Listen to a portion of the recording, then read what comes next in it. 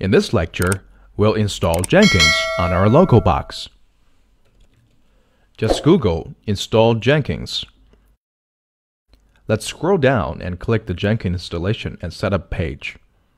Then click the downloads on the top left.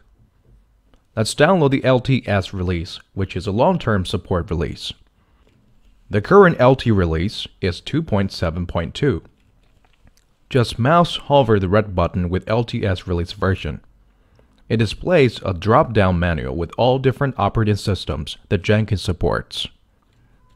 Since I'm using Mac, I just click Mac OS X. If you're using other operating systems, just click the one that matches your operating system. Now it's downloading the Jenkins installer for Mac. I'm fast-forwarding the video until the download is complete. After the installer is downloaded, let's open it up. Just click Continue to proceed. Then agree to the license agreement. Then type your password to continue. After the installation is complete, the installer launches the browser and opens up localhost port 8080, which is the default port that Jenkins runs on. For the sake of security, Jenkins has written the initial login password for admin user to the following file. Let's copy the file path and display the file content in a terminal. Oops, we don't have permissions to access this file. Just add sudo to run the command with security privileges. See? We have retrieved the admin password.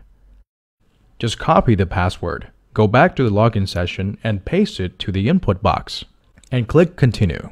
Now Jenkins is suggesting us to install some Jenkins plugins. We'll talk more about plugins later. For now, we just click the cross sign on the top right to skip the step. Finally, Jenkins is ready. Click Start using Jenkins. Now we're logged in Jenkins. First thing we do here is to change the admin password to something more meaningful so that we don't have to copy and paste the lengthy random string each time we log into Jenkins. Just click this admin user account on the top right. Then Configure. In the password section, just type the new password. Click Save. We're done with resetting the password. So next time you can use admin user ID and the password you just set to log into Jenkins. That's it for this lecture. I hope you've enjoyed it.